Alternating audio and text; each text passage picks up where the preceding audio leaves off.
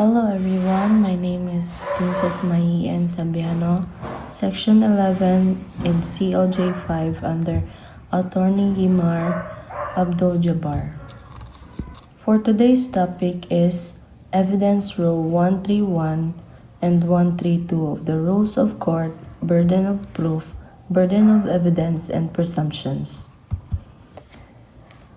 The 5 purposes why I chose this topic is to know the difference of burden of proof and burden of evidence under Rule 131, in order to know the presumption and the conclusive presumption, to discuss the enumerated conclusive presumptions or staples, in order to know the burden of evidence, how burden evidence shift, to know the concept and purpose of burden of proof.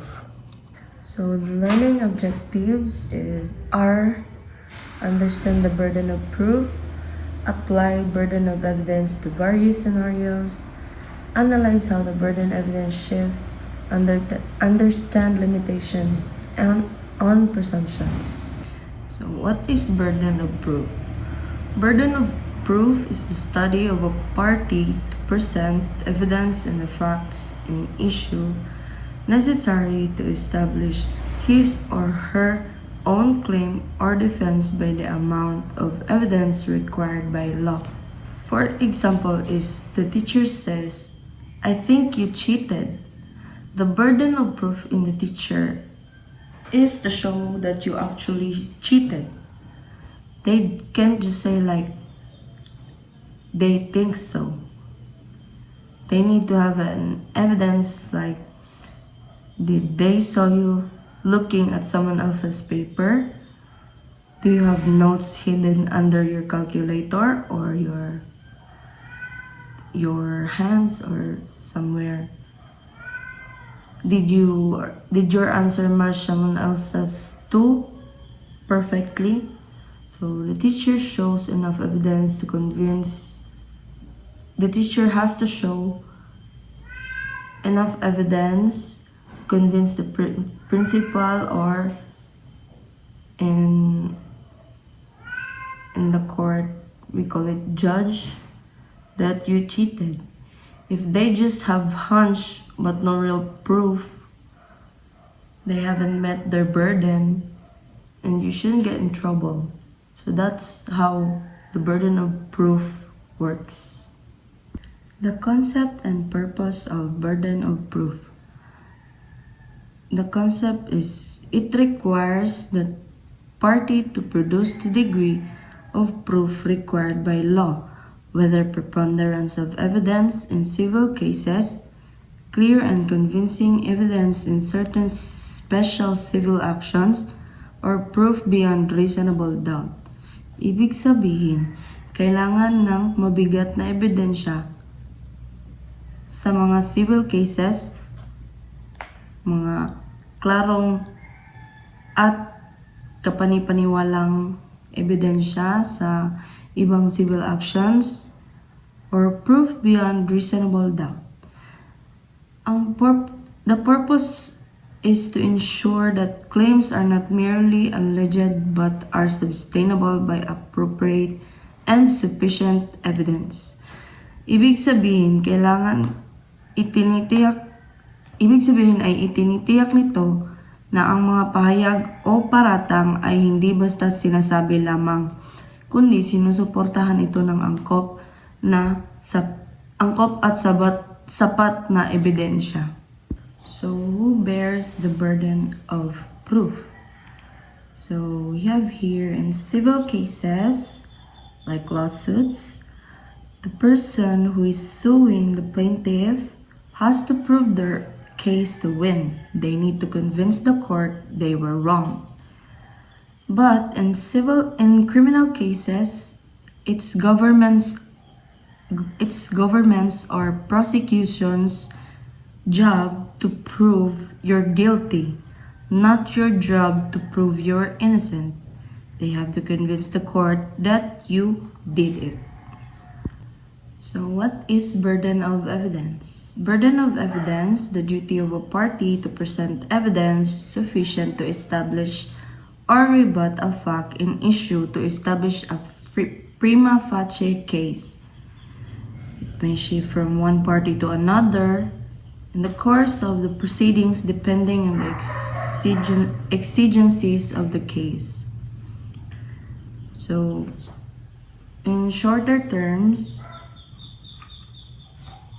you need to show enough proof to support your side of the story. It is rebuttable. In this slide, I will tell you how the burden of evidence shifts. First is establishing prima facie case. Once the plaintiff or the prosecution meets its initial burden, the burden of evidence shifts to the defending party to rebut the evidence.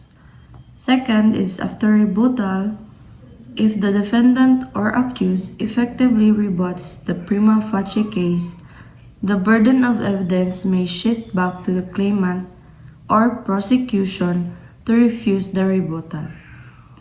So last but not the least, end result, despite these shifts in the burden of evidence, the burden of proof remains with the party who initially carried it in criminal cases. It never shifts from the prosecution.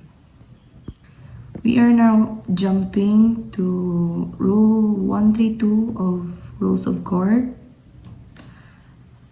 Presumptions. So, a presumption is an assumption of fact resulting from a rule of law which requires such facts to be assumed from another fact or sets of facts. So the jurisprudence is presumption is not evidence. It merely affects the burden of offering evidence.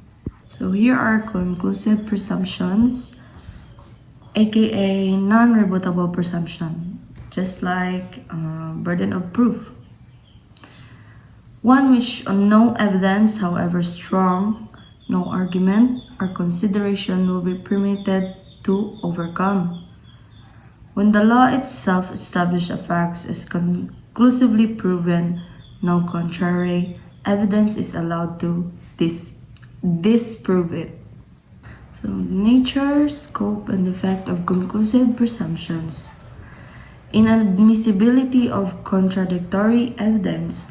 Once the elements that trigger a conclusive presumption are established, the opposing party is barred from presenting any evidence to negate or contradict that presumption.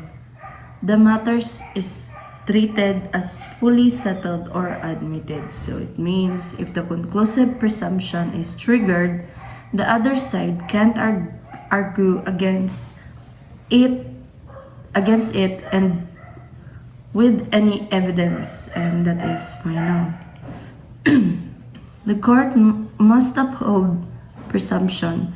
The court has no discretion to disregard a conclusive presumption when the facts triggered it are clearly established.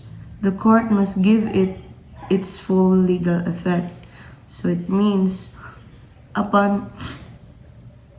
if the facts clearly show a conclusive presumption applies, the court must follow it, no exceptions. Here are the enumerated conclusive presumptions, or estoppels. Although the precise wording can vary slightly under different editions of the rules depending on jurisprudential phrasing, the recognized conclusive presumption under Philippine law generally encompass the following. So, estoppel in pais, or estoppel by conduct, bars a party from denying his or her own intentional representations upon which another relied. So, it means if the facts clear, so it means basically if you act in a way that leads someone to believe something is true and they rely on that belief on their detriment, you can't later deny that it was true. You are stopped or prevented from doing so. So second is the estoppel by deed. Estoppel by deed prevents the party to a formal document from denying the truth specific recitals in that document.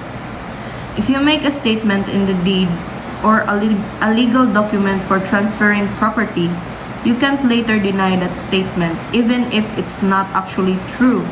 You're bound by what you said in the deed. So the third one is estoppel by record or judgment.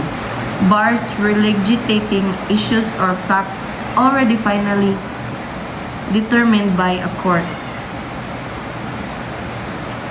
So a court's final decision or judgment is binding. You can't really relitigate the same issue again.